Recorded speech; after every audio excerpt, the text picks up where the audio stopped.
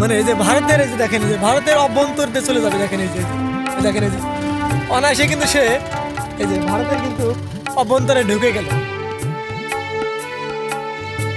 আমি ধন্য, সত্যি ধন্য, এত সুন্দর এক গ্রামে আমার জন্ম। প্রতিদিন ভোরবেলায় ঘুম ভাঙে পাখিদের মিষ্টি কিচিরমিচির ডাকে। মনে হয় যেন প্রকৃতি নিজেই আমাকে জাগিয়ে তুলছে। শীতকাল এলে আমাদের গ্রাম আরও অন্যরূপে ভরে ওঠে। তখন দেখা যায় গাছিরা খেজুরের গাছ থেকে রস নামাচ্ছে। সেই দৃশ্য সব মিলিয়ে এক অন্যরকম অনুভূতি। হ্যাঁ বন্ধুরা, আজকে আপনাদেরকে দেখাবো আমি কতটা সুন্দর, কতটা শান্ত এক গ্রামে বসবাস করি। হ্যালো এভরিওয়ান, কেমন আছেন সবাই? আশা করছি আপনারা সবাই ভালো আছেন। তো আজকে কিন্তু আমি আছি আমাদের এলাকার পাশের এক সীমান্তবর্তী গ্রামে। আজকে আপনাদের এই ভিডিওর মাধ্যমে দেখানোর চেষ্টা করব এই সীমান্তবর্তী এলাকার মানুষের গ্রামীণ জীবন। আর আমাদের উত্তরবঙ্গে কুড়িগ্রাম জেলায় কিন্তু বন্ধুরা প্রচুর পরিমাণ শীত পড়েছে। এখন কিন্তু 2টা বাজে, তারপরেও কিন্তু দেখেন আকাশটা কিন্তু একবারে কুয়াশায় আবচ্ছন্ন। দেখেন এখানে দেখে বোঝার মতো উপায় নাই যে মনে হচ্ছে সকাল। তো আমি কিন্তু এখন দাঁড়িয়ে আছি ভারত বাংলাদেশের সীমান্ত পিলারের সামনে। দেখেন 1014 নম্বর সীমান্ত পিলার। আর সবচেয়ে মজার বিষয় হচ্ছে আমার পাশের যে ক্ষেতটি দেখতে পাচ্ছেন, এটি কিন্তু ভারতের ক্ষেত।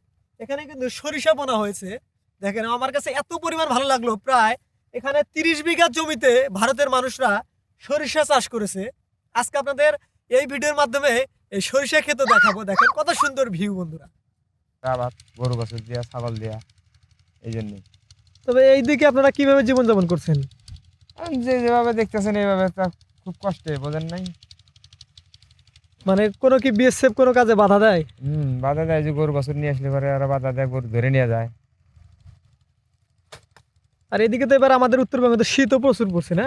প্রচুর শীত। খালি এগুলা কি ধান এগুলা কাকা? এটা হচ্ছে তোমার স্বর্ণ, মানে চিকন স্বর্ণ ধান।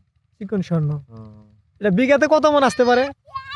ঠিক আছে, ভালো ধান হলে 18 মন করে 18 মন করে আসে। আমি হাঁটতেছি আর দেখতেছি যে এই সীমান্তবর্তী এলাকার মানুষগুলো কিভাবে জীবনযাপন করছে। আর এদিকে দেখলাম এক চাচি কিন্তু ধান কুড়াচ্ছে। কাকি ভালো আছেন?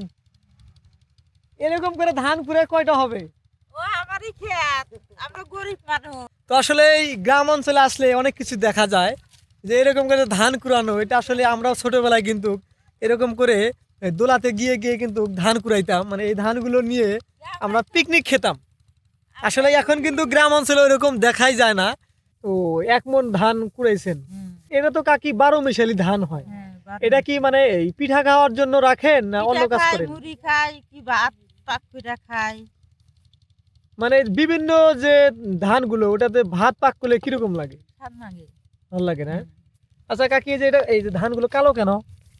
ভোগ দান, ভোগ ধান। এই ভোগ ধান দিয়ে কি করে? পোলা খায়, পায়েস খায়। এই যে এই কটা আসলে আমি আলাদা থিছি, কালকে আইসি নেই, নিয়েও যাইনি। এই দেখেন এই যে আমার পিছনে যে ছোট ভাই গাড়ি নিয়ে আসতেছে, এ কিন্তু মানে এখন আছে বাংলাদেশের রাস্তাতে। আর 2-1 পায়ে এগিয়ে গেলে কিন্তু সে মানে এই যে ভারতের এই যে দেখেন এই যে ভারতের অভ্যন্তর দিয়ে চলে যাবে। দেখেন এই যে দেখেন এই যে অনায়াসে কিন্তু সে এই যে ভারতের কিন্তু অভ্যন্তরে ঢুকে গেল। আলহামদুলিল্লাহ। খেতে গোবরের সার দিচ্ছেন? জি। কত বিঘা ক্ষেত এখানে? এখানে 1.5 বিঘে। 1.5 বিঘা। আচ্ছা কাকা, যে ভারতের গ্রামের নাম কি? এটা ডিমাগুড়ি। দিমাগুড়ি গ্রাম। ডিমাগুড়ি। শহরের নাম কি? শহরের নাম হলো গোলঙ্গজ। গোলকগঞ্জ শহর না? ও আচ্ছা আচ্ছা, আপনার বাসা তো এখানেই? এখানে। বন্ধুরা, আমরা এই এলাকাতে এসে দেখলাম যে এখানে ছোট ছোট ছেলে মেয়েরা এখানে এসে এরা কি যেন খেলছে। কি খেলছো তোমরা? গোল্লা। গোল্লা কি মানে? এটা কি খেলা? এটা গোল্লা মানে কেমন খেলা? এটা বুঝাই দাও তো আমাদের। একজনের মধ্যে হতে পাক্কা। ও আচ্ছা, দেখি খেলাও তো, দেখি খেলাও। বন্ধুরা দেখেন, তোমার নাম কি? শ্যাম। তোমার নাম? মুসাম্মদ লামিয়া। তুমি কোন ক্লাসে পড়ো? ক্লাস 3। পরীক্ষা দিছে। ও এবার 4-এ উঠবা। তোমার বাসা কোথায়? ডিম না কুসুম? ডিম না কুসুম? ডিম। রাজা রাজা রাজা রাজা বাস না খুরি বাস। ও তোমরা এটা বেটে নিলা না? আচ্ছা খেলাও দেখি, খেলাও তোমরা খেলাও। আমি টসন নেব। খেলাও। নাচ করবি না? আমি বন্ধুরা দেখেন, এরা কিন্তু এই যে গোল্লা খেলছে, গ্রাম বাংলায় যে গোল্লা খেলা বলে। তো আসলে গ্রাম অঞ্চলে আসলে এরকম খেলাগুলো দেখা যায়, ছোট ছোট ছেলে মেয়েরা খেলাধুলা করে। তো আসলে এই গ্রামের জীবনই আমাদের কাছে অনেক ভালো লাগে। দেখেন এখানে ভারত কোথায়, এই পাশে না, অর্থাৎ ওই যে সীমান্ত পিলার বন্ধু, দেখেন ওই যে একটা সীমান্ত পিলার। তোমরা কখনো ভারতে যাও? না কেন ভারতে যাও না কেন? ভাই বন্ধুরা আমরা এখানে এসে দেখলাম আমার সুপরিচিত ছোট ভাই নয়ন এখানে কাজ করছে। ছোট ভাই নয়ন, কেমন আছো? আলহামদুলিল্লাহ, আল্লাহ পাক রাখছে ভালো, আপনাদের দোয়া ও ভালোবাসায় আমি ভালো আছি। তো তুমি এখানে তো বর্ডার সীমান্তে কাজ করছো না? হ্যাঁ ভাই, বর্ডার সীমান্ত কাজ করতেছি। বর্ডার এখন বর্তমান খুব গরম, হয়তো বা কাজ করা খুব টাফ ব্যবহার হয়ে যায়। এখন বর্ডারে খুব চাপ বর্তমান। এই যে এই সরিষাগুলো তো ভারতের না? হ্যাঁ, এই সরিষাগুলো সম্পূর্ণ যা দেখতেছেন সম্পূর্ণ ভারতের এগুলো।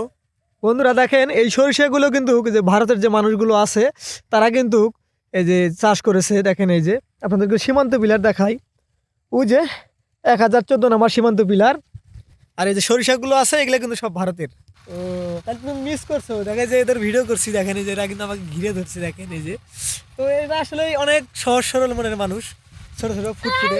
এরা কিন্তু অনেক দুষ্ট না, মানে অন্য অন্য চরাঞ্চলে গেলে কিন্তু দেখা যায় অনেক দুষ্ট হয়।